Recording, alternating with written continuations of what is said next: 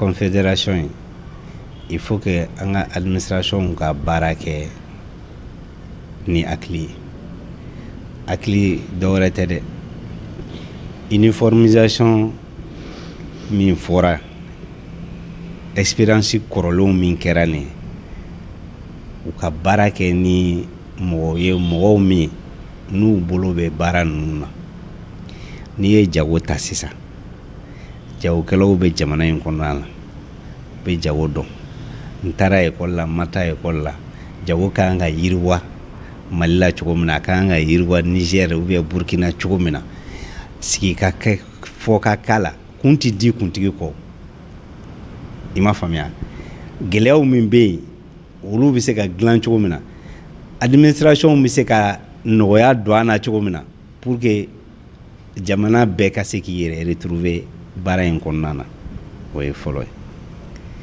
an ka usines min bɛ yen k'u recenser o fana cadre kelen kɔnɔna na dɛmɛw min bɛ se ka na i m'a faamuya pour que marchandise ninnu feereli bɛ se ka kɛ jamana ninnu kɔnɔna na lafiya la cogo min na pour que usine ninnu bɛ se ka baara cogo min na pour que a bɛ se ka kɛ sababu ye investisseur kuraw bɛ na ka na dɛmɛ don pour que taalen ɲɛfɛ usines min t'an fɛ yan olu bɛ se ka sigi an fɛ yan dɔɔni dɔɔni cogo min na i y'a faamuya an ka dugu jukɔrɔ ko fɛnw minnu bɛ yen n'o ye an ka miniw ye sariyaw ka kɛ sariyaw ye sariyaw min a bɛ nafa lase jamanadenw ma a kana kɛ an nana ta dɔrɔn an taara n'a ye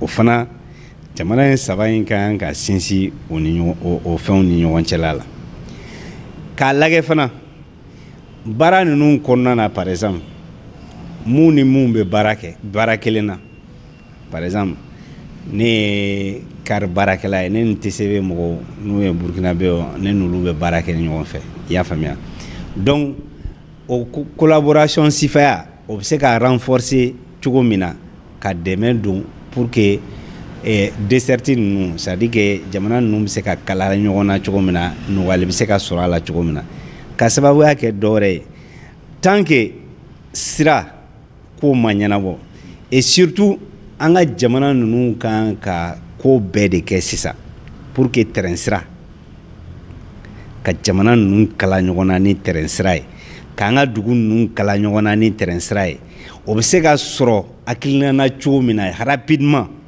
i m'a faamuya parce que an bɛ fɛn o fɛn fɔ la ɲɔgɔn ye camion ka ɲi citerne ka ɲi nin ka ɲi avion ka ɲi car ka ɲi nin bɛɛ ka ɲi mais n'i ye jamanaba ninnu fɛn o fɛn ta k'a lajɛ kalali ɲɔgɔn na ani marchandise tɛmɛsira ni fɛngɛ ninnu terrain de ye a fɔlɔfɔlɔ ye dɛ donc an bɛ fɛn o fɛn kɛ terrain baara kan ka accélérer jamana ninnu ni ɲɔgɔn cɛla la o de bɛ nɔgɔya marchandise transporteli bɛ nɔgɔya o la i m'a faamuya o tɛmɛlen kɔfɛ mɔgɔw yɛrɛ bougeli o bɛ nɔgɔya o la parce que terrain a jateminɛ kɛ i mana taa Europe avion ka ca Europe dɛ car ka ca yen dɛ remorque ka ca dɛ mais terrain bɛ baara min kɛ baara nɔgɔman tɛ dɛ donc il faut que an ka jamanaw ka se ka kala ɲɔgɔn na n'o ye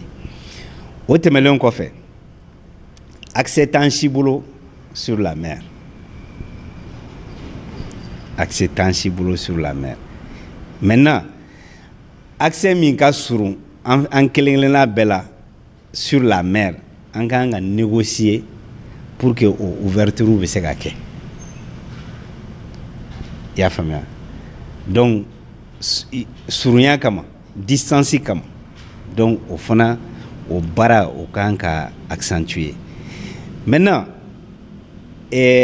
o bɛɛ tɛmɛlen kɔfɛ libre circulation des biens et des personnes i y'a faamuya a ka kɛ effectivité c'est-à-dire que a ka kɛ réalité que an ka entreprises fana avantage ka d'u ma par rapport à tous les marchés publics de ces États-là. I m'a faamuya hali ni jamana wɛrɛ mɔgɔw bɛna ka na baara k'an fɛ il faut que principe de parité ka don an n'u ni ɲɔgɔn cɛ il faut que nationaux ka se ka hisser à un certain niveau. Maintenant an ka production locale n kumana kan jumelage min kɛra Sukala ye ka tɛmɛ u k'o ɲɔgɔnna kɛ entreprise de production ye n'a fɔra sisan ko an bɛ nanjini min n'an bɛna n'a ye ka bɔ extérieur la ko tant que Mali nanjini bɛɛ ma feere ka ban taalen ɲɛfɛ e bɛna ko nanjini bɛ bɔ kɔfɛ ka na tuguni a tɛna tuguni mais o n'o nanjini bɛ dilan yan a avantage bɛ jɔnni kan hein? An yɛrɛ de kan. Maintenant les médias il faut vraiment que an ka ɲɔgɔn kuma ɲɔgɔnya. Les informations de nature mun bɛ mɔgɔw hakilina tiɲɛ mun bɛ mɔgɔw bɔ hakilina ɲumanw ni sira ɲumanw kan les fausses informations i m'a faamuya il faut que a ka censurer il faut que a ka punir mais pour l'instant il faut sensibiliser parce que on peut fake news ta dɔrɔn ka balancer sur des pages qui sont très suivies. Et moi aussi tout le côté qu'à force de répéter un mensonge 1 million de fois avec vérité parce que kolon min n'a bɛ fɔ ka caya n'a fɔra ka caya a laban a bɛ don mɔgɔw hakilina na donc il faut vraiment éviter ça. N ye ko dɔw fana jate minɛ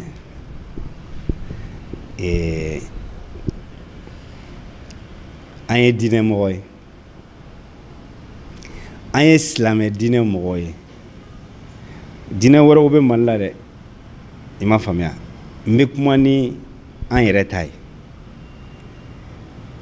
an karamɔgɔw dɔnnikɛlaw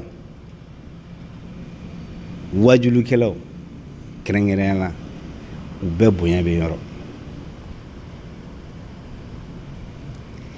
mais il faut que nin bɛɛ ka réglementer Mali la bi ani Burkina ani Niger parce que kuma dɔw bɛ yen i y'a faamuya alikuranɛ ye kelen de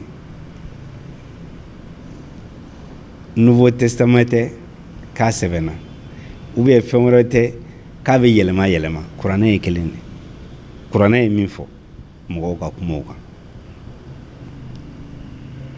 a bɛ jamanadenw a b'an lafiya a bɛ diinɛ sankɔrɔta a bɛ futinɛ bɔ mɔgɔw ni ɲɔgɔn cɛla la mais interprétation dɔw bɛ yen an k'a dabila prêche fana il faut que wajulu a ka réglementer ni wajulu min bɛ kɛ i ka taa papier ta i bɛna thème min développer i ka wajulu kɛyɔrɔ la i ka taa au conseil islamique la ka taa papier ta k'a fɔ nin su in na ne bɛna nin wajulu nin sigi mais n bɛna kuma nin de kan il faut que o fana ka kɛ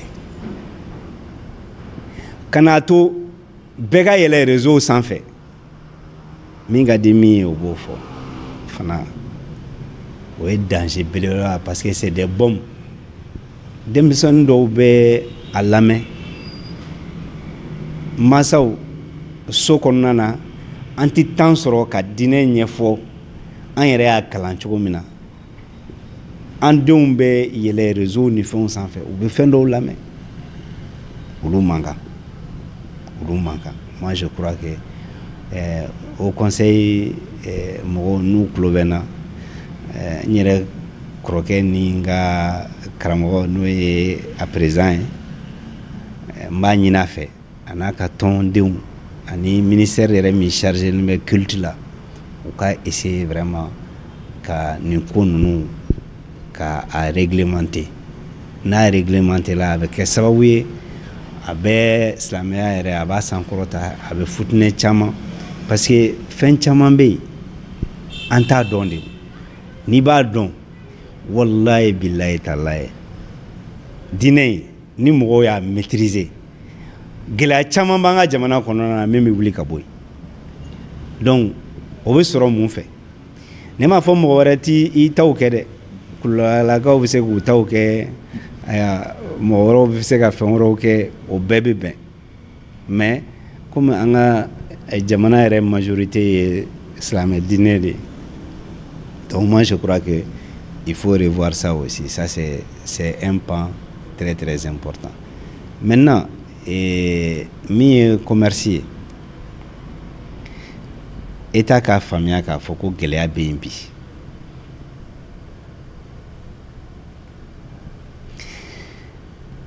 ma kuma pouvoir d'achat kan ka sababuya kɛ ni k'i bɛ don o détails kɔnɔna na bɛɛ tɛna faamuya parce que sanni bɛ kɛ ni pouvoir d'achat de c'est-à-dire que se min b'i ye i bɛ se ka sanni kɛ n'o de ye sɔrɔ min b'i la i bɛ se ka sanni kɛ n'o de ye i ma faamuya baarakɛyɔrɔ saraw a ka gɛlɛn dɔw yɛrɛ b'a f'i ɲɛna n ta dɔrɔn a kɛ n ka denbaya yɛrɛ kɔnɔ dɔrɔn n bɛ taa baarakɛyɔrɔ la mais musaka de b'a la o i ma faamuya bon n'i ye saraw ta k'a jateminɛ k'a fɔ karisa bɛ location kɛ karisa ka denbaya ka kan ka dumuni kɛ karisa ka kan ka nin kɛ karisa ka kan ka nin kɛ i b'a ye k'a fɔ ko sara a tɛ bɔli kɛ ni sara tɛ bɔli kɛ bɛɛ bɛ kɛ mun ye an bɛ kɛ delilikɛlaw ye k'a sɔrɔ delili man di ye k'a sɔrɔ fɛn wɛrɛ man di ye i bɛ pousser ka don olu kɔnɔna na donc tout ça c'est des sujets importants mun ka kan ka bila tabali sanfɛ i y'a faamuya n'a fɔra sisan ko agent ka kan ka taa poste dɔ la État tɛ taa la n'a ye o poste la a yɛrɛ bɛ a ka moyen utiliser a b'a ka carburant ta n'a taara yen dumuni tɛ taa d'a ma yen a bɛ dumuni kɛ a yɛrɛ bɛ obligé ka dumuni san n'a ye e ka nin bɛɛ jateminɛ denbaya fana ka kan ka dumuni kɛ etc. Moi je dis que c'est-à-dire que il est grand temps pour nous an ka fɛn dɔw rebeloter quoi an k'an yɛrɛ bila en cause o bɛɛ tɛ futinɛ kuma ye ou bien k'a fɔ ko an ka dimi ɲɔgɔn kɔrɔ parce que ni ko tiɲɛna i b'a dilan ni hakili ye mais ni k'i bɛ dusu bila hakili ɲɛ dɔrɔn a bɛ tiɲɛ donc bi fɛn caman de bɛ yen que on doit revoir et puis l'État doit être réceptif et l'État doit aller avec une vitesse. Maintenant, mi y a une relation avec les États, les autres États. Malien beka famia. Mali ma fo mo shima nti barake ni yede. Principe de fora ka fo ni a un principe ambe je ka barake. Maintenant, mɔgɔw min b'a alimenter k'a kɛ komi Mali y'i kɔ don diɲɛ bɛɛ la Mali m'i kɔ don diɲɛ bɛɛ la dɛ moi ne bɛ segin a kan tuguni ne bɛ segin a kan tuguni ni mɔgɔ o mɔgɔ b'a dɔn i ka intérêt bi Mali la n'i nana i ni maliyɛnw an bɛ discuter o an bɛ bɛn fɛn na maintenant mɔgɔ fɛn o fɛn ni Mali ka intérêt b'i bolo a ma se i ka na Mali la dɛ anw bɛ wuli ka t'i nɔfɛ. Parce que mɔgɔ bɛ t'i ka nata nɔfɛ mɔgɔ bɛ t'i ka nafa nɔfɛ o ti k'i yɛrɛ majigin o ne mɔgɔ bɛ bolafɛn na n bɛ t'i nɔfɛ o an bɛ discuter n'a ma bɛn a na salam n'a bɛ mɔgɔ wɛrɛ bolo n bɛ taa o nɔfɛ mais k'a fɔ Mali ti négocier ni mɔgɔ si ye mɔgɔ si m'o fɔ dɛ autorité si ma deli k'o fɔ mais dugu kɔnɔ souvent j'entends des paroles comme ça. Antita yan fɛ même bon a fɔli ka gɛlɛn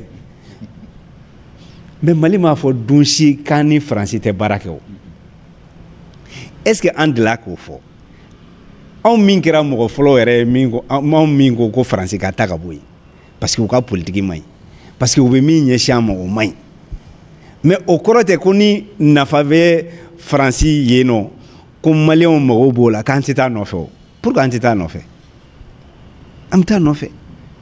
Mais à nos conditions, n'an benana fora bana ni français jamana wɛrɛ de do an bɛ taa jamana wɛrɛ la mais k'a fɔ ko an m'an sigi an mago tɛ mɔgɔ si la mais mondialisation tɛ o ye o, c'est-à-dire que diɲɛ bonyana o ma o.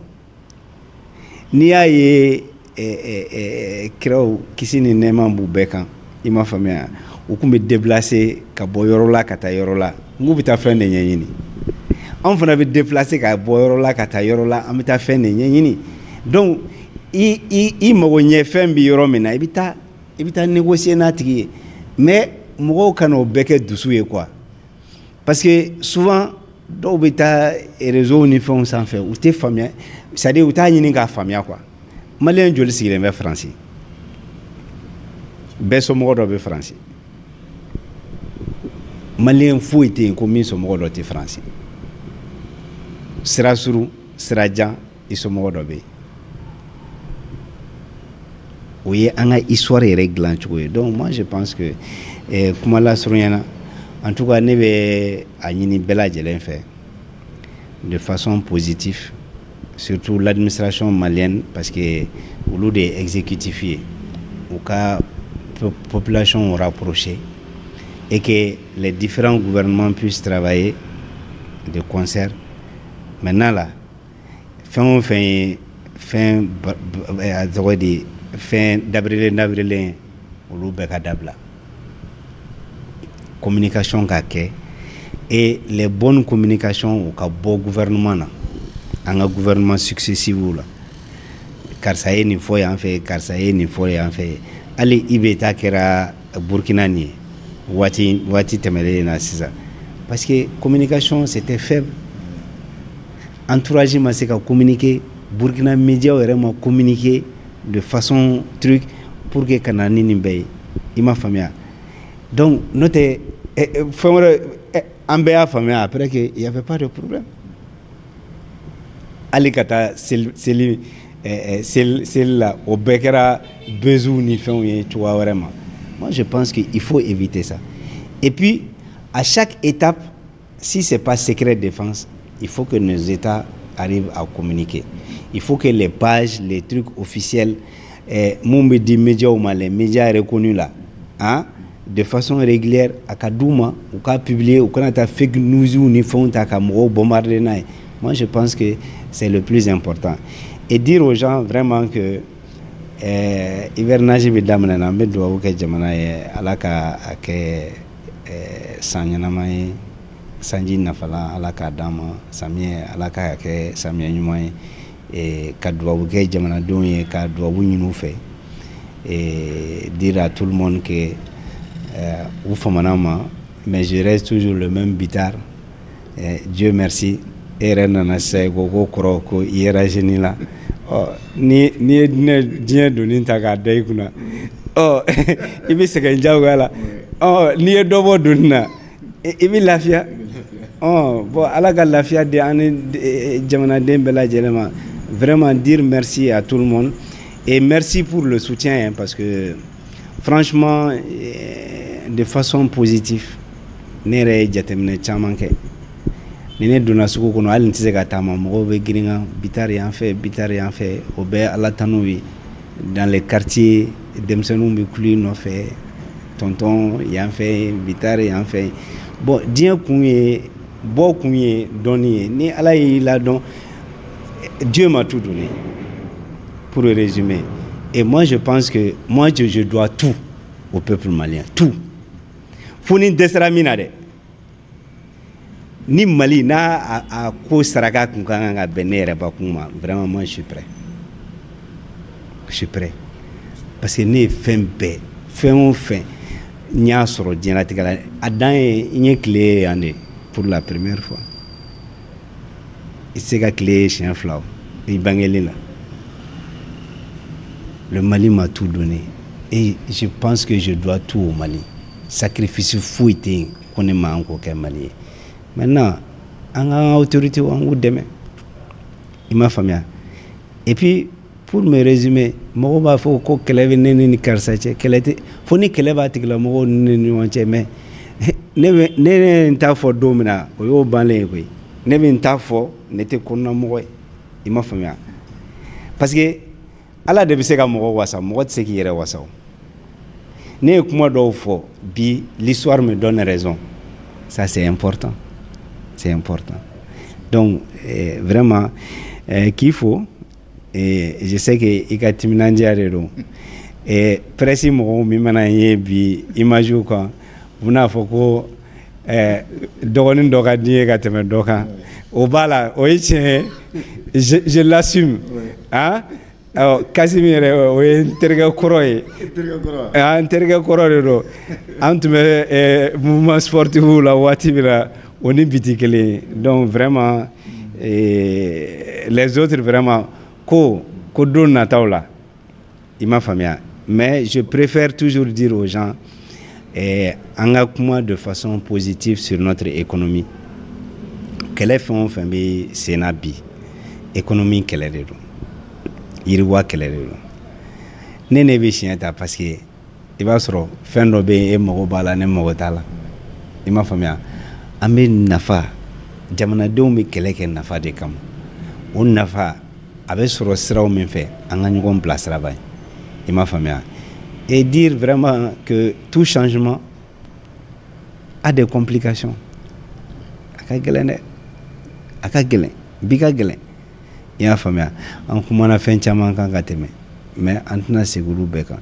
Ne yɛrɛ tuma dɔw la ni n ka vidéo kɔrɔw lajɛ, n b'a fɔ n ko don tɛmɛna, i ma faamuya.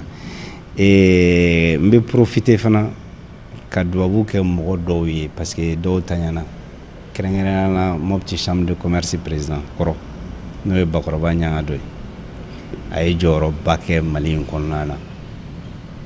Ni Moptikaw tulo bɛ na, n bɛ dubabu kɛ banbatɔ ye, ka dubabu kɛ a kɔ ye, ka tila ka dubabu kɛ Mopti yɛrɛ ye, i ma faamuya. A tɛ taa kɔfɛ dɛ. Ne bɛ dubabu k'u ye, n bɛ dubabu k'u ye. U ni ce kunu, u ni ce bi, u ni ce kunu, u ni ce bi.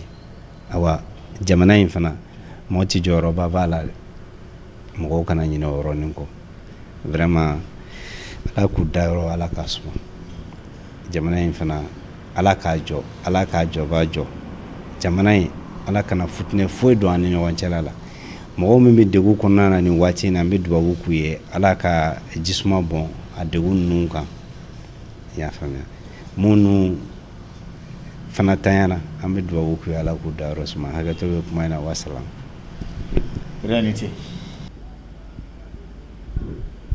Président Zamil Bitar, an b'i fɛ yan sɔgɔmada in na ka kuma fɛn damadama kan n'o ye sommet min kɛra sisan an ye a ye sommet fila de kɛra wagati kelen n'o ye AES ye ani a ye CEDEAO ta. E ye mɔgɔ ye bi min ka sɔrɔ bosonni i b'o dɔn kosɛbɛ n'o ye économie ye. Yala sommet an bɛ se k'an sigi ni mun ye bi? E yɛrɛ ka laɲini ye mun ye fɔlɔ yanni an ka don o la fɔlɔ? I bɛ se k'a fɔ an ye sommet in na i ye mun faamuya?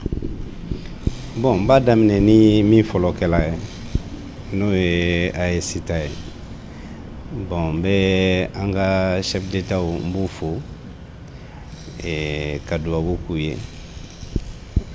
Confédération kura min ni bolonɔ bilala a sɛbɛn na, Ala k'a kɛ ko barikama ye, Ala k'a kɛ ko sima ye, Ala k'a kɛ jamanadenw miiriya ye, parce que mana kɛ cogo o cogo tɔn ninnu sigili ni peuple ma u yɛrɛ y'a kɔnɔna, n bɛ fɛ k'a fɔ an ka population m'u yɛrɛ y'a kɔnɔna na, a bɛ kɛ i b'a fɔ fɛnba fu. Ala kana kɛ fɛnba langolo ye, Ala k'a kɛ fɛnba ye, fɛnba min jamanadenw ni wasalan bɛ bɔ a la don nataw la. Confédération ti dɔwɛrɛ, jamana bɛɛ ka autonomie b'a yɛrɛ bolo, c'est-à-dire que jamana bɛɛ y'a yɛrɛ ka jamana ye, mais baaraw bɛ baara la, u bɛ jɛ k'o kɛ ni ɲɔgɔn ye. Donc olu bɛ ta ka kɛ misali ye jamana saba in kɔnɔna na. Donc vraiment mɔgɔw k'a faamuya ko a kɔrɔ tɛ ko Mali bɔra a ka Maliya la, ko Burkina bɔra a ka Burkinaya la, ko Niger bɔra a ka Nigeriya la. Maintenant ne ka jateminɛw la. Est-ce que bɛ se k'a fɔ an ye parce que Maliyɛnw bɛ ka yɔrɔnin dɔ fɔ sisan Maliyɛnw m'a faamuya. Fédération ani confédération Maliyɛnw m'a faamuya halisa.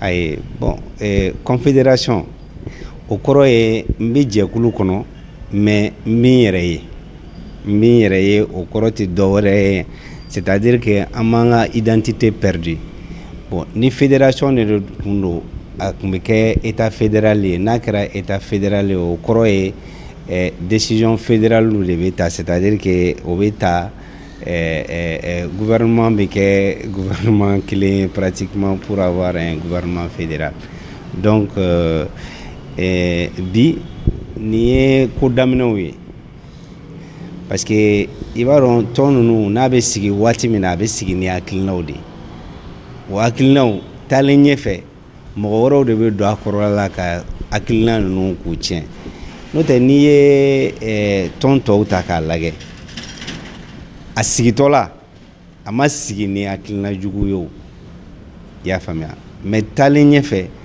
exercice kɔnɔna na donc mɔgɔw sɔrɔla mun ye a vocation c'est-à-dire que a dabɔra ko min kama k'olu jɛngɛ ka taa sira wɛrɛw fɛ donc pour moi aujourd'hui en tout cas ne bɛ dubabu de kɛ pour que vraiment nin kana kɛ ko ye ko min n'a bɛ se ka dan c'est-à-dire que n'a bɛ se ka misali ta Union africaine ou bien CEDEAO ou bien UMOA là parce que au fait il faut que les gens comprennent que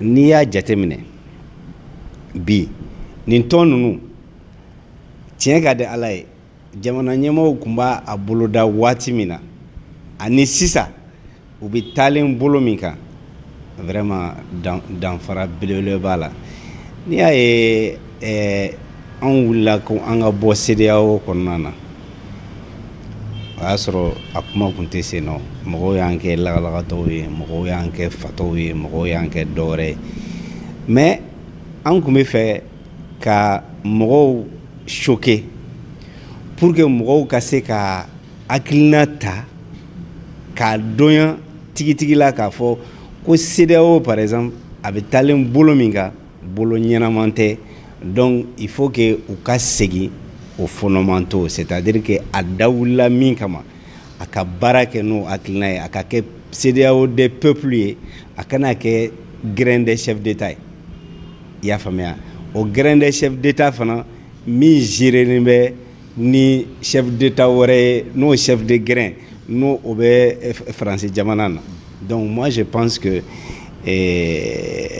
bi tiɲɛ seginna anw ma bon ni tiɲɛ seginni ma i bɛ Ala barika da maintenant mais e y'a dɔn cogo di ko bi bɛ se bon i b'a dɔn Ala bɛ fɛnnin dɔ kalifa bɛɛ la c'est-à-dire que i b'a dɔn vision ko de don à long terme i m'a faamuya a bɛ fɔ ko don min na ko la terre tourne autour du soleil i y'a dɔn o tigilamɔgɔ minɛna k'o guillotiner k'o kunkolo tigɛ mais tiɲɛ nana segin a ma o y'a sɔrɔ ale tɛ diɲɛ na tuguni bon diɲɛ yɛrɛ sigilen bɛ o kan quoi parce que faamuyali tɛ sɔrɔ fɛn bɛɛ la kira kisi ni nɛɛma b'a ye tiɲɛ caman seginna kɔsa fɛ dɛ i m'a faamuya kuma caman fɔra mais a caman bɛ walela sisan k'a sɔrɔ ale yɛrɛ tɛ diɲɛ na quoi donc i y'a faamuya donc moi je pense que kira caman nana dɔnnikɛla caman nana u ye fɛn caman fɔ mɔgɔw y'u minɛ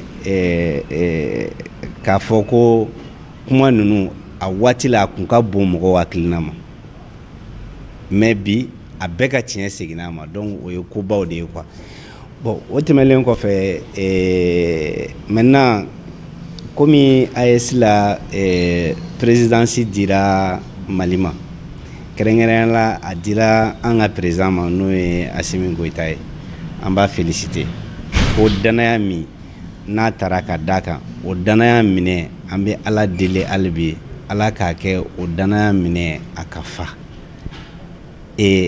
a kelen tɛ dɛ parce que présidence min dira a ma sisan e ye président ye bi ne ye président ye an bɛɛ lajɛlen ye président ye an bɛɛ de ka kan ka wulikajɔ kɛ pour que an ka jamana n'o ye Mali ye an bɛ se ka kunkɔrɔta sɔrɔ nin présidence in kɔnɔna na an bɛ se ka niwasa sɔrɔ a kɔnɔna na tɔw k'a fɔ anw ma fili an ka choix la i y'a faamuya donc an bɛɛ ka kan k'an cɛsiri ka président k'a dɛmɛ bi pour que vraiment tɔn kura in a bɛ se ka sinsin parce que tɔn daminɛ de ka gɛlɛn n'i bɛ foro bɔ foro tutigɛ fɔlɔ o de ka gɛlɛn donc an bɛ ɲɔgɔn dɛmɛ o cadre kɔnɔna na maintenant baaraw min bɛ sen na baara caman bolodalen don ka sababuya kɛ gɛlɛya caman bɛ yen o gɛlɛyaw kan ka kɛlɛ cogo min na donc il faudrait également que les gouvernements successifs là c'est-à-dire que jamana nin kelen-kelenna bɛɛ gouvernement u k'u tɛgɛ di ɲɔgɔn ma i m'a faamuya en complicité positive pour que espérance ni fɛnw min bɛ yen ka a conjuguer et puis jamanadenw anw yɛrɛ ka kan ka dɛmɛ don sisan i bɛ secteur min kɔnɔna na pour que baara in ninnu éclairage bɛ se ka k'a la parce que an ka fɛn caman bɛ yen an y'a miiriya ka baara boloda ka a misali ta jamanaw min n'u n'an ka taabolo tɛ kelen ye n'an ka tabiya tɛ kelen ye c'est-à-dire que c'est comme du couper-coller i m'a faamuya donc an y'o kɛ baara caman kɔnɔna na bon a kɛra sababu min nana ni gɛlɛya dɔw ye a bɛ se ka kɛ sur le plan administratif a bɛ se ka kɛ sur le plan commercial a bɛ se ka kɛ sur le plan des échanges et même la libre circulation des biens et des personnes a bɛ se ka kɛ o bɛɛ ye i m'a faamuya donc baara bɛ sen na mais n bɛ min fɔ bɛɛ lajɛlen ɲɛna juguw ka ca dɛ a ma nɔgɔ dɛ ko ɲɔgɔn tɛ an ka kan ka wuli ka jɔ kɛ maintenant o tɛmɛlen kɔfɛ n bɛ se ka kuma sommet filanan fana kan parce que sommet filanan n'i ye jateminɛ kɛ i b'a ye k'a fɔ sommet a fɔra an ɲɛna sa wa a ma fɔ an ɲɛna sa wa iclo min kɔni kɛra c'est que iclo in bɛɛ kɛra AES kama. Mun na AES ma kuma o kan sommet dɔ in kan? Non. Discours silama ye ko. Mais n'i k'i tɛ fɛn min na i da man ka don kuma na tuguni dɛ ni ne kun ne bɔra nin na o tɛ ne ka ko ye tuguni o. Hali n'a sɔrɔ CEDEAO bɛ ka sama ka na k'an kana bɔ. Oui CEDEAO bɛ samali min na ka na bɔ bɛn tɛ se ka ko la o parce que nin kɛra ji bɔnlen ye sisan pourquoi ni n ko ji bɔnlen don il faut que mɔgɔw ka faamuya maintenant min bɛ se ka kɛ AES bɛ se ka convention dɔ kɛ ni CEDEAO ye de façon positive an bɛ se ka convention dɔ labɛn ani CEDEAO ni ɲɔgɔn cɛ k'a fɔ CEDEAO ye a damana tɔn ye anw fana y'an damana tɔn ye an bɛ bɛnkan dɔw bila an ni ɲɔgɔn cɛ o bɛnkanw olu bɛ se ka tali kɛ a bɛ se ka kɛ libre circulation c'est-à-dire que des biens et des personnes jamanadenw bɛ se ka don ɲɔgɔn kan ka bɔ ɲɔgɔn kan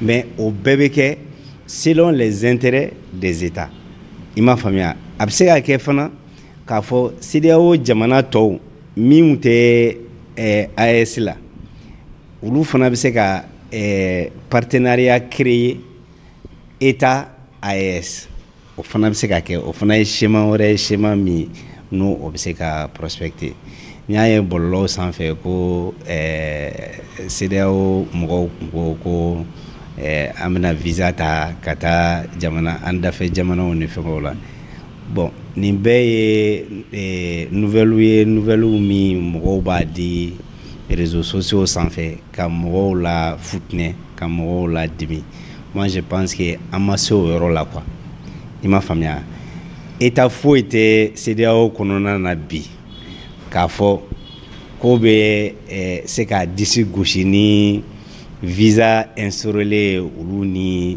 Mali ni ɲɔgɔn cɛla la o tɛ yen i y'a faamuya bon aujourd'hui i bɛ jateminɛ kɛ anglais ko k'olu bɔra a tɔgɔ ye di union u ka fɛn kɔnɔna na mais o t'u bali Faransi passeport bɛ taa Angleterre Angleterre passeport bɛ na donc au fait il y a des accords jamanaw yɛrɛ bɛ yen mun tɛ Mali continent sanfɛ c'est-à-dire farafinna continent sanfɛ ni maliyɛnw bɛ se ka taa la k'a sɔrɔ visa tɛ i m'a faamuya n'i sera u bɛ kase k'i ka passeport la i bɛ don donc moi je crois que tout ça c'est des accords qui peuvent être négociés maintenant dɔw b'a fɔ ko an ka passeportw n'an ka fɛnw kan ko a sɛbɛnnen bɛ CEDEAO ça va mettre un peu de temps pour régler ces aspects là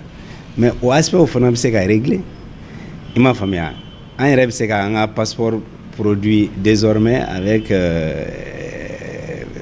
au lieu k'a ka k'a kan CEDEAO a bɛ k'a kan Alliance des États du Sahel o bɛ se ka k'a kan carte d'identité fana bɛ se ka retravailler dans ce ordre d'idée et puis ne bɛ min fɔ mɔgɔw ɲɛna an kana jɔ an yɛrɛ la quoi parce que jɔna ye kara ye quoi bi an bɛ se ka baara kɛ avec nos nationaux il y a assez de compétences Mali kɔnɔ Niger et Burkina et nin baara in fɛn o fɛn filɛ nin ye a logiciel sigili o a dilanni o n kan tɛ a machines dilanli ma dɛ parce que machine a mana kɛ cogo o cogo i bɛ se k'a san on peut importer des technologies on peut confier ça a bɛ se ka confier nationaux na ne yɛrɛ filɛ nin ye ne ka baara y'o ye i m'a faamuya ne bɛ se ka passeport dilan an bɛ se ka a bɛ sécuriser aux normes internationaux avec des partenaires qui vont venir mais qui ne seront pas a tɛ taa dilan jamana wɛrɛ la a bɛ dilan an yɛrɛ fɛ yan i m'a faamuya a main d'œuvre n'a fɛn a bɛɛ bɛ kɛ an yɛrɛ fɛ yan ne kelen bɛ se mɔgɔ wɛrɛ bɛ se ka kɛ mun tɛ ne ye i m'a faamuya an ka carte d'identité fana olu bɛɛ bɛ se ka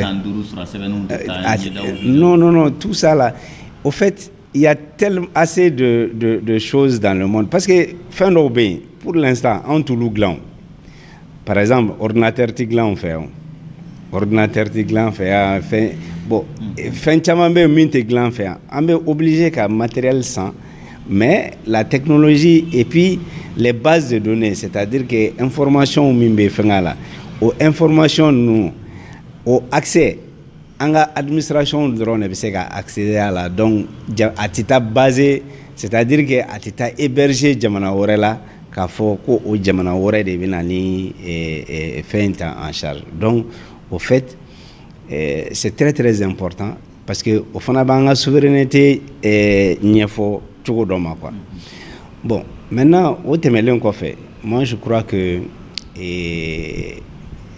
mɔgɔw k'u hakili sigi k'u hakili sigi an minnu de ɲininkali k'i la n'i ye diaspora AES lajɛ bi mɔgɔw bɛ k'u jatigɛ kojugu ni papier t'i bolo i tɛ se ka taa Côte d'Ivoire i tɛ se ka taa yan fɛ i tɛ se ka taa yan fɛ message précis jumɛn b'i bolo ka ɲɛsin o ma.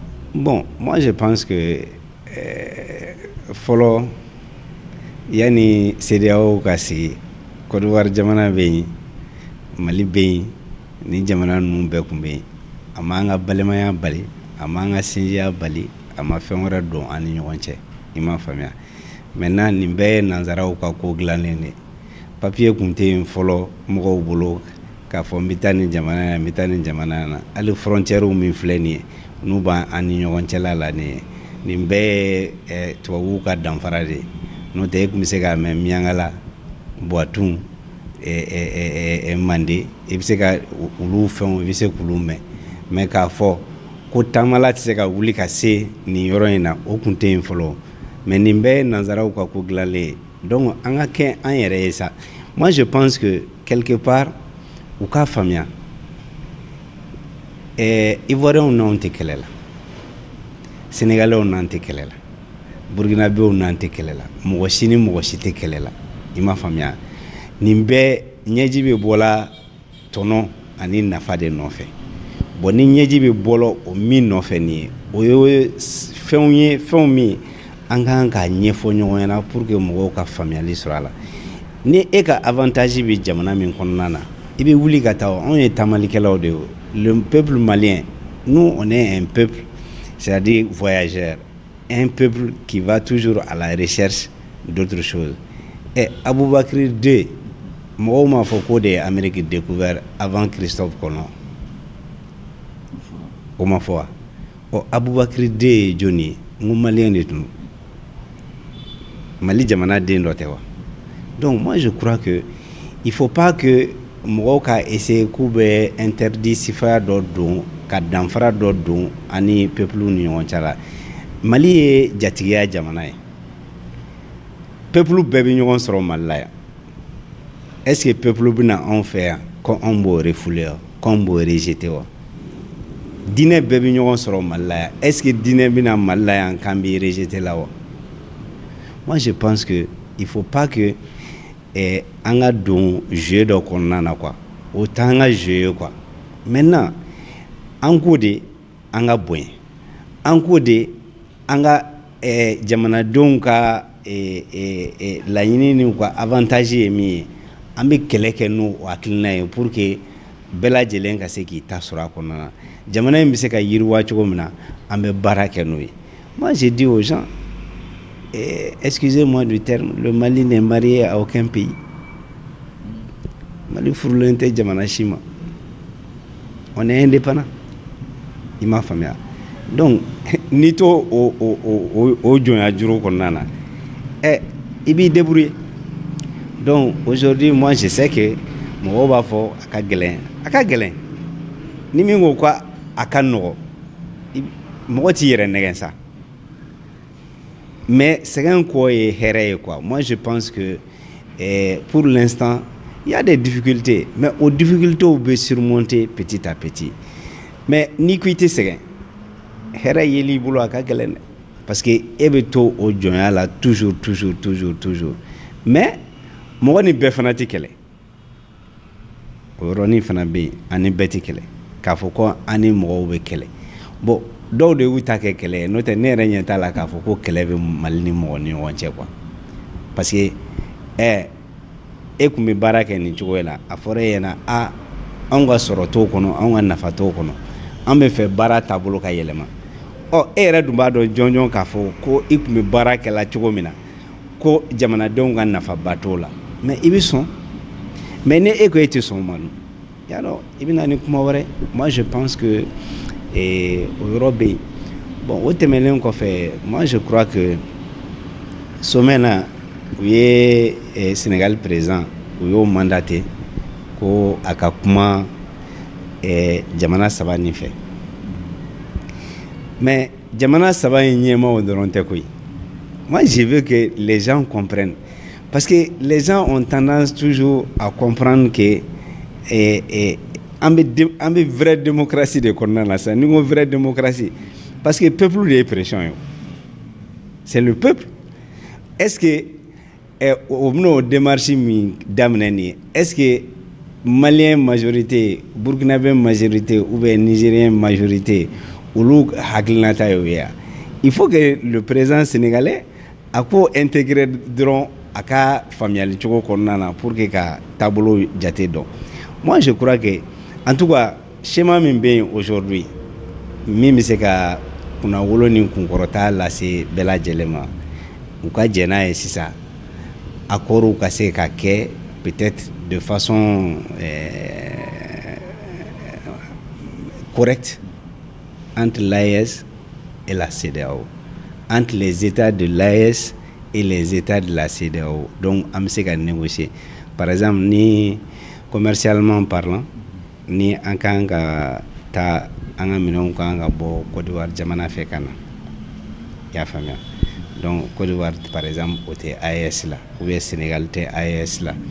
Donc an bɛ se ka négocier n'u ye à des conditions min ye conditions avantageuses ye Mali ye. Maintenant u ka minɛnw min bɛna feere an fɛ yan a n'an taw min bɛ taa feere u fɛ yen. Donc olu taxation fana kan ka kɛ cogo min na an bɛ se ka kuma o la pour que taxation préférentielle dɔw ka se ka kɛ. Bon maintenant min ye uniformisation ye, ne y'a kɛlɛ k'an to chambre la 100 ans n y'a kɛlɛ k'an to chambre de commerce président ka sababuya kɛ mun ye, jamanaw an tɛ kelen ye parce que Ala ma sigiyɔrɔw kɛ kelen. N'a fɔra ko e ka uniformiser nin bɛ kɔgɔjida la, nin bɛ intérieur la, hali ni ye distance yɛrɛ dɔrɔn ta sisan i b'a ye k'a fɔ ko danfara b'a ni ɲɔgɔn cɛla la. Maintenant olu bɛ feereli kɛ u ka yɔrɔw la cogo min na sɔngɔ min na ani anw bɛ feereli kɛ an fɛ yan sɔngɔ min na o sɔngɔw tɛ se ka kɛ kelen parce que n'i ye chargew ta ka coût ta ka fara ɲɔgɔn kan anw ta de bɛ gɛlɛya toujours ka tɛmɛ olu ta kan mais n'a fɔra ko an bɛɛ ka taxe sara cogo kelen na dɔ bɛ kɛ faama ye a bɛ dɔ fantanya il faut que mɔgɔw k'o yɔrɔnin mɔgɔw k'o aspect lajɛ n'a fɔra sisan k'a fɔ ko fɛn min bɛ dilan Mali la o ɲɔgɔnna bɛ dilan Abidjan i b'a sɔrɔ Abidjan ta o sɔngɔ bɛ nɔgɔya ka tɛmɛ Mali ta kan i y'a faamuya mais donc o bɛ kɛ sababu ye Maliyɛnw yɛrɛ b'a fɔ an bɛ taa san Côte d'Ivoire an bɛ Mali ta to yen mais chargew min bɛ k'a sanfɛ o chargew de tɛ kelen ye parce que n'i y'a ta sisan ne yɛrɛ bɛ baara min kɔnɔna na n bɛ exemple d'i ma n'i ye n bɛ cahier baara parce que cahier dutigi bɛɛ jɔrɔ n'a ye ni école bɛna ta papier a tɛ dilan Côte d'Ivoire papier a tɛ dilan Mali la papier a bɛ bɔ kɔfɛ ka na n'a bɔra kɔfɛ ka na olu ka zone franche bɛ yen zone franche b'u bolo u tɛ dédommagement sara u tɛ foyi sara donc n'a nana u b'a baara k'a tigɛ k'a kɛ cahier ye i m'a faamuya n'u y'a kɛ cahier ye ɲama min b'a la o ɲama o bɛɛ bɛ fili donc cahier de bɛ bɔ sisan ka bila sugu kan i y'a faamuya mais anw bɛna n'o papier kelen i y'a faamuya n'an nana n'o papier kelen papier a bɛ bɔ port la n'a bɔra port la a bɛ don remorque kɔnɔ remorque b'a transporter ka na n'a ye ni anw nana n'a ye yan anw b'a dédouaner hali n'an m'a dédouaner hali ni fɛn b'an bolo a tɔgɔ de entrepôt b'i bolo i y'a faamuya pourcentage fitinin de bɛ ta i ye dépôt la i y'a faamuya déchet la mais e bɛ dédouanement min kɛ sisan e bɛ dédouanement hali ɲama min bɛ fili e b'o dédouaner i y'a faamuya ka fara e bɛ transport min bɔ ka na n'a ye donc n'i ye o ta k'o lajɛ n'i ye charge yɛrɛ ta dɔrɔn k'a lajɛ i b'a ye k'a fɔ e ka cahier par exemple o sɔngɔ bɛ caya ka tɛmɛ Côte d'Ivoire ta kan mais a bɛɛ ye cahier kelen maintenant olu ka cahier natɔla olu tɛ dédouanement sara dɛ olu bɛ taxe communautaire de sara e dun bɛ dédouanement de sara donc aw bɛ se ka compétit cogo di bon uniformisation de prix tɛ yen parce que an bɛ c'est à dire que prix tɛ kelen ye jamanaw kɔnɔna na ka sababuya kɛ an bɛ système mun kɔnɔna na a bɛ fɔ ko c'est à dire que liberté de prix de exprimer len bɛ bɛɛ lajɛlen an bɛ marché de an ka état ninnu bɛ sugu marché de kɔnɔ comme capitalisme bɛ cogo min na donc ne bɛ se ka n ta feere nin prix la nin bɛ se ka ta feere nin prix la donc prix uniformisé len tɛ i m'a faamuya donc logiquement anw ka feereta yan ninnu kun kan k'u ka prix aligné anw ka prix la Côte d'Ivoire hali ni mɔgɔ ko k'a bɛ wuli ka bɔ yan ka taa san Côte d'Ivoire a bɛ taa san o prix kelen na mais o tɛ o bon commerçant nu bɛ taa nata ni nafa kama n'i taara o nafa kama donc i bɛ taa san yɔrɔ wɛrɛ ka na n'a ye bon sans compter que chinois cahiers ni indi cahiers ni cahier wɛrɛw bɛ na olu fana bɛ na système wɛrɛw fɛ i m'a faamuya mais toujours est-il dit que mun bɛ porda la c'est-à-dire que les États qui sont dans ces coins là olu de bɛ na ni gɛlɛya ye anw ma donc moi je pense que aujourd'hui o ye ne ka faamuyali cogo ye an ka foyi ma tunu anw ka foyi ma tunu au contraire ça va être avantageux par rapport aux industries maliennes pourquoi minɛn min bɛ fabriquer jamana an dafɛ jamana ninnu na o tɛ fabriquer anw fɛ yan n'i ye Nigéria ta sisan est-ce que Nigeria produit min bɛna Mali la est-ce que Mali ka produit bɛ taa Nigeria? Parce que n'i ye Nigeria ta parce que Nigeria président de ye CEDEAO ɲɛmaa ye bi. Je n'ai rien contre le Nigeria. Ne yɛrɛ ye n ka jago daminɛ o sira ninnu kan quoi. Je n'ai rien contre le Nigeria. Mais il faut que les gens comprennent que mɔgɔw b'a fɔ oui an bɛ CEDEAO kɔnɔ marché ka bon mais marché ka bon jamanadenw ka nafa de bɛ ɲini na an tɛ dɔwɛrɛ ɲini na bi dɛ an bɛ jamanadenw ka nafa an b'o de ɲini na o bɛ sɔrɔ siraw min fɛ maintenant il faut que administration an ka administration fana ka renouveau kɛ ce renouveau là c'est de nous remettre en question. Quand ne bɛ na chambre la waati min na je parle sous le contrôle des douaniers, des commerçants, de tous ceux qui sont dans la chaîne. I m'a faamuya. Burkinabéw an dafɛ jamana ninnu u bɛɛ tun bɛna sanni kɛ Mali la ka taa feere u fɛ parce que an ka système tun ka ɲi an ka douane tun bɛ baara kɛ cogo min na ni opérateur économique ni fɛnw ye donc vraiment mais bi c'est le contraire qui se produit. Si je mens ni me kalon de tigɛ la dɔw ka bɔ k'a démenti an dafɛ jamana ninnu kun bɛna sanni kɛ anw fɛ yan ka taa feere u fɛ. Mais pourtant la douane faisait ses recettes, les impôts faisaient leurs recettes, les pays tournaient. Mais complication, c'est-à-dire qu'on a uniformisé, et conditions ont. Moi, je pense que même aujourd'hui, même si Mali est là, quand Mali l'a gagné, les réalités de Bamako là, c'est pas les réalités de Tinzaouaten.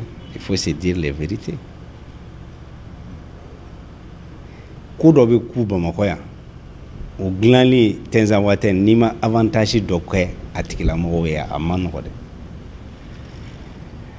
Moi je suis surpris souvent que initiative ɲuman dɔw bɛ se ka ta mais après a bɛ déformer. Par exemple sɔgɔrɔbo dilan usine min b'an bolo Marakala Sugala SA. Système de jumelage de tun bɛ État bolo n'i ye sukala sɔgɔrɔ kilo 1 san a b'i permet ka na ni kilo 2 ye k'o importer ka bɔ kɔfɛ condition préférentielle la pour que sukala sɔgɔrɔ fɛn o fɛn bɛ produit a bɛɛ ka se ka feere c'est-à-dire que mévente kana kɛ quoi. Donc usine du problème ye min ye n'i bɛ fɛn min produit n'a bɛ san i t'i jɔ dɛ. Ya dɔn usine tɛ jɔ la. Donc État du Mali yɛrɛ de tun y'o convention signé ni chinois ye. Maintenant o ye chinois ye dɛ. Entreprise usine min bɛ Mali kɔnɔna na yan n bɛ misali d'i ma sisan i y'a faamuya n'a tun fɔra k'a fɔ production locale pour que i ka se ka par exemple cahier importé, ça c'est un exemple. Comment on met cahier kuma na n bɛ dɔw kɔnɔ mɔgɔw kana miiri k'a fɔ ko n bɛ défense wɛrɛ la i y'a faamuya parce que n ye kuma daminɛ n'o exemple ye n bɛ dɔw kɔnɔna na o cahier fana k'a fɔ sisan n'i bɛ fɛ ka na ni cahier ye Mali la i y'a faamuya Bitare bɛ min produit Tomota bɛ min produit Yatasai bɛ min produit i m'a faamuya donc o cahier usine min bɛ Mali kɔnɔ bi olu ka an ka production n'o i m'o san i tɛ se ka importation kɛ an ka usine bɛ jɔ wa. Mais nous avons mis les fleurs dans le ministre tutelle ko kabina dɛmɛ ko gouvernement ka dɛmɛ kɛ aw ye. Gouvernement a kuma fɔra mais dɔ an mɛnna Jajiri Fasako in na dɛ ministre in b'a dɔn Mbadon, c'est un homme pragmatique. Il m'a famille. Et c'est le lieu de rappeler que décision be mal décision min tara k'a fɔ ko produit min bɛ fabriquer en fait en Mali la ko ka priorité d'u ma. Mais munna o ma kɛ? Oh, administration de b'a appliquer. Ne m'a fɔ ka décision tara ka ban. A décision tara mais texte communautaire i m'a faamuya n'o ye CEDEAO ni UMOA texte olu fana olu bɛɛ an ka sariyaw sanfɛ. Ngo loi de non mais kumana ni fɔlɔ ye parce que bi kɔni moi je pense que n'an ma se ka min kɛ sa fo n'an ɲinɛna min kɔ n'o tɛ logiquement an fanga bɛ se ka fɛn o fɛn kɛ fo n'an ɲinɛna min kɔ. Donc moi je crois que on est dans ce système là aujourd'hui. Donc il faut que les entreprises, les usines au Mali soient protégées pour créer de la valeur ajoutée, pour créer des emplois, c'est-à-dire que bara de demsonuma non seulement et puis ka yirwa sabati jamana konnana obe soro mun fait anga usine chaman be do re état ka usine olu be ka nga daelom. Et puis il faut que état ka accepter ka don entreprise do konnana même à franc symbolique pour pouvoir, c'est-à-dire ka entreprise nous demain ou kana se ka ta faillite la. Mais o ye jakusa de. Bon, ni ma don au cycle konnana. Et puis appel d'offre min be kɛ logiquement il faut que avantage ka di nationaux ma obligatoirement. Mais il va donc appel d'offre caman be yen n'i y'a ta k'a lajɛ salon ta ni ɲinɛ ta a bɛɛ ye kelen salon na sini ta ni ɲinɛ ta a bɛɛ ye kelen. Il n'y a pas de variation. Mais on doit s'adapter aux conditions. Et maintenant... Non, mais de toute façon, bara bɛ dege do. E ti se nin na bi. N'i degela bi sini k'i dege sinikɛnɛ k'i dege i ma kɛ wara ye. N'i kɛra wara ye n'i kɛra wane ye a ma ban. Il faut accepter. Il faut accepter. C'est-à-dire que production locale tɛ se ka améliorer tant que clientèle ma baara kɛ a sanfɛ. Au fur et à mesure, fɔlɔ an kun bɛ meuble bɛɛ importer. Mais bi, on voit que meuble bɛ dilan yɛrɛ fɛ yan, des meubles de qualité. Tu es d'accord avec moi? Moi, je crois que il faut faire confiance à nous-mêmes. I m'a faamuya. Carte d'identité ko base de données ko wula.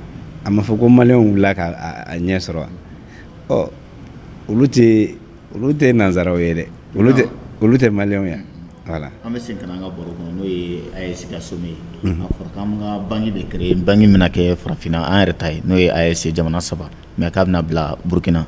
Yala e yɛrɛ hakilina ta ye mun ye? A sɔrɔ bɛ se ka anabɔ bi an k'an yɛrɛ ka wari créer wa? Oui, parce que wari ko surtout garantie ko b'a la quoi. I m'a faamuya. Ces trois états là, on a suffisamment de ressources minières, suffisamment pour garantir notre argent. I m'a faamuya. Et ressources caman b'an yɛrɛ bolo.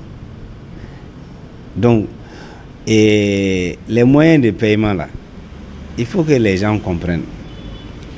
Tant que on dépend de l'extérieur là, mais Amérique a forcé du moins. Planche à billets bi Amérique de. Européens ka fɛn mun ye planche à billets bulu de bolo. Mais n'a fɔra ko ala anw ka wari k'a bɛ dilan kɔfɛ e yɛrɛ k'a jateminɛ sa. Hali n'u ko bon n tɛ mɔgɔ accusé n'u ko k'u bɛ faux billet kɛ an ka jamanaw fa sisan olu de bɛ se k'a gérer o. I m'a faamuya. On n'a pas ces maîtrises là. Donc au fait moi je pense que aujourd'hui c'est une très bonne chose. Kɛlɛ kɔnɔna na an y'a kuma kɛ o. K'an to kɛlɛ kɔnɔna na ni n ko kɛlɛ i yɛrɛ b'a dɔn kɛlɛ min don. Bon M5 kɛlɛ kɔnɔna na. Bon de toute façon ni ko ɲɛna Ibilisa bɛ sigi a sanfɛ o. o ye diyagoya ye o sitanɛ bɛ sigi a sanfɛ bon ni sitanɛ sigila a sanfɛ et puis bɛɛ n'i hakilinata quoi n b'o de fɔ dɔw ta kun ye maliko ye dɔw ta kun ye yɛrɛko ye dɔw ta kun ye fɛn wɛrɛw ye moi je pense que ne yɛrɛ personnellement je vais rassurer tout le monde. Je ne dis pas que je mets fin à ma carrière politique, mais ce qui est sûr, j'ai décidé de prendre ma retraite politique.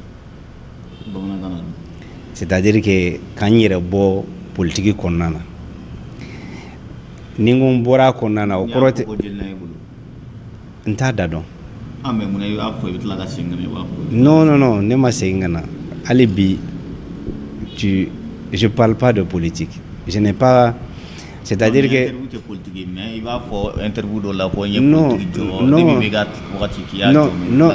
non, au fait, ni mɔgɔw nan'i solliciter de temps en temps, tu donnes des avis, mais dire que activité, moi je pense que j'ai pris un recul et je pense que n bɛ segin a kan tuguni n bɛ segin a kan mɔgɔw k'a faamuya. Je suis devenu comme un général maintenant à la retraite, c'est-à-dire que réserviste quoi.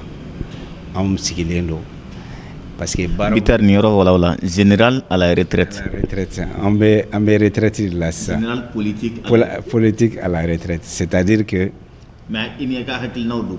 Ne ni n ka hakilina de don ni mɔgɔw mago bɛ n ka hakilinataw la sur des sujets bien précis, je suis prêt à les aider, à les orienter, à donner des conseils, à donner des idées dessus.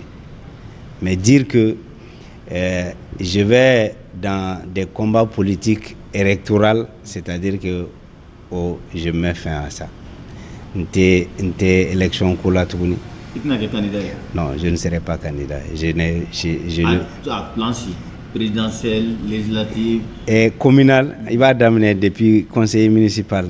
J'ai décidé vraiment, pour l'instant, en tout cas, à la Debisaka Kobela. Bon, parce que Johnny il veut comment qui toto.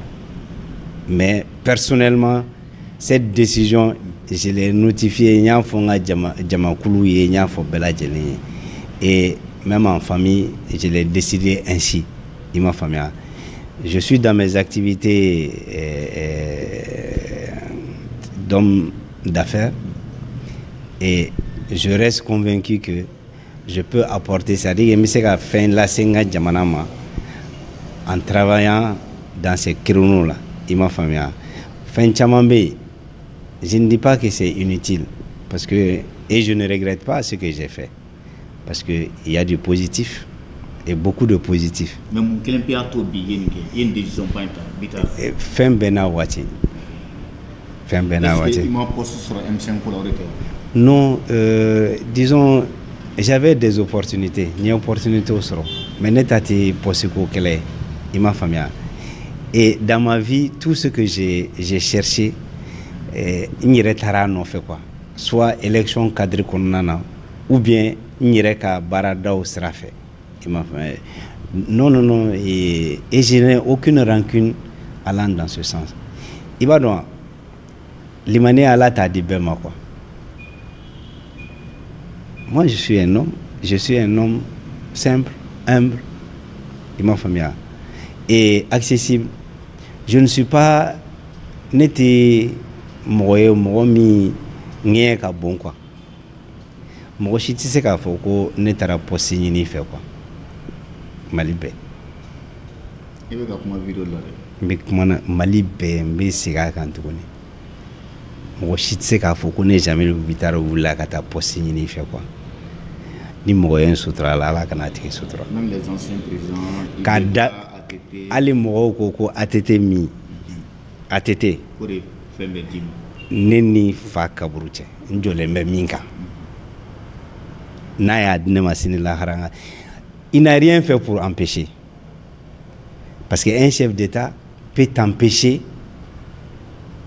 à qui veut gagner, qui boit là. Mais quand il y a un attaque, n'a y'a dit en signe la rambouta c'est comme. Mali politique d'amener le centre. Quand d'amener faut bicher, faut bi. Il m'a poursuivi mon ni ne ye posi ɲini mɔgɔ fɛ a tigi kana n sutura o ye fɔlɔ ye. Filanan marché ko kuma an y'o fɔ o banna an y'o fɔ ka don a kɔnɔna na mais Dieu merci ne bɛ n ka baara la n bɛ taa appel d'offre la mais de toute façon ne bɛ baara la o n bɛ baara la il y a des particuliers mun bɛ baara kɛ n'an ye qui ne sont pas l'État jamana wɛrɛ mɔgɔw bɛ na u bɛ baara kɛ n'an ye qui ne sont pas l'État. L'État aussi on va dans les appels d'offres milliards ko kuma tɛ mais bɛrɛmajiw bɛ sɔrɔ de temps en temps i m'a faamuya et je remercie certains cadres de l'administration malienne mun tɛ politique ko kuma jate minɛ mun tɛ dɔwɛrɛ jate minɛ qui travaille sur des bases sincères ala ko o fonctionnaire ɲɛnama ɲuman ninnu ala ka dɔ fara olu kan hali bi i m'a faamuya. Mais ça n'en parle pas. Maintenant, il y a une offre qui a 5 ans, qui a un candidat pour prochain échange, après que législative, après que présidentielle. Et vous n'avez pas de Bibina, anti-élection ko kuma na. Ne de ko fɔlɔ, ngo transition a kɛ 5 ans. Kuma bɔra ne fɔlɔ de da la CICB la. A don tilema mɔgɔ ye ne kɛ fatɔ ye dɛ. Parce que j'ai dit de donner un mandat de 5 ans. Maintenant, Bibina, voiture direction me mɔgɔ min bolo, ne bolo a ma dɛsɛ dɛ. I m'a faamuya. Ni dɛsɛ kun bɛ yen, an kan ka solution min ɲini an b'o ɲini mais pour moi a ma dɛsɛ. Pour l'instant, moi je crois que ce n'est pas des priorités. Mɔgɔ bɛ se k'i ka jamana servi k'a sɔrɔ i tɛ président de la République. Mɔgɔ bɛ se k'i ka jamana servi k'a sɔrɔ i tɛ assemblée président ye ou bien i tɛ premier ministre ye ou bien i tɛ ministre ye ou bien i tɛ assemblée la ou bien i tɛ nin na i tɛ nin na. Ni jamanaden bɛɛ ye wulikajɔ kɛ ne bɛ baara min na fo ne ka kɛ o wanɛ ye walahi Mali bɛ bɔ nɔgɔ la. Ne ye sɛnɛkɛla ye fo ne ka kɛ sɛnɛkɛla wanɛ ye. Ne ye chauffeur ye fo ne ka kɛ chauffeur wanɛ. Ne ye a tɔgɔ ye di siraba dilanna ye fo n ka kɛ wanɛ ye. Ne ye soudeur mécanicien. Ni bɛɛ ko n ɲɔgɔnna kana sɔrɔ a bɛ fadenya don an ni ɲɔgɔn cɛ mais a bɛ kɛ fadenya ɲuman ye quoi. C'est-à-dire que o tɛ hasidiya ye o tɛ ɲɛngoya ye o tɛ fɛn wɛrɛ ye c'est-à-dire que a bɛ dusu don an bɛɛ lajɛlen kɔnɔna na pour que an bɛ se k'an ka jamana développer cogo min na. Ça c'est très très important et c'est cette culture là maintenant là que an kan k'o de don. C'est-à-dire que ala ma hinɛ ATT la a ko au Mali bɛɛ bɛ se fɛn dɔ la dɛ mais on n'a pas besoin de bien, on a besoin d'excellence maintenant. Il faut avoir, c'est-à-dire que excellence de kan ka cultiver en bɛɛ lajɛlen na. Donc vraiment moi je pense que il faut que les gens comprennent. Les activités politiques là, tout le monde est politique au Mali. Min b'a ta fɔ, min t'a ta fɔ, ale yɛrɛ min sigilen filɛ nin ye. Parce que tant que i da bɛ cité kuma na, mais pour moi la politique n'a jamais été un métier. Métier, ne ka métier tɛ o. I na ko tan, n'i ma sɔrɔ kariw cɛma, i bɛ n sɔrɔ papiers cɛma, ou bien i bɛ n sɔrɔ marchandises cɛma. O ye ne ka baara ye. I m'a faamuya. Pour moi, c'est-à-dire que k'i hakilinata di, parce que politique yɛrɛ ye ka i sigida o gestion kan ka kɛ cogo min na. A bɛ se ka kɛ jamana ye, a bɛ se ka kɛ quartier ye, a bɛ se ka kɛ fɛn ye. I m'a faamuya. K'i hakilinataw di ka essayer ka fɛnw kɛ fɛnw min bɛ se ka na ni lafiya ye jamanadenw ma. Mais e b'o kɛ ne b'o kɛ an bɛɛ lajɛlen b'o kɛ o. Mais a bɛ fɔ ko politique mɔgɔw Mali la parce que ni métier kɛra politique ye o de ye politique mɔgɔw ye. N'o tɛ politique mɔgɔ tɛ danfara wɛrɛ t'an ni ɲɔgɔn cɛ o. Voilà. Président bɛ se ka kuma kuncɛ ni min ye o ye halisa i ka dere mun n'a sɔrɔ farankan kun b'i bolo ka kɛ ni sommet nin ye. Majɛ dɔw b'a la wa ou bien majɛ t'a la e yɛrɛ bolo wa ani kuma kuncɛ kuma jumɛn b'i bolo ka ɲɛsin maliyɛn bɛɛ lajɛlen ma. Parce que so bɛ so ɲɛ kɔnɔna bɛ yen ne tun bɛ fɛ n'a danna ne ma sisan confédération min créé la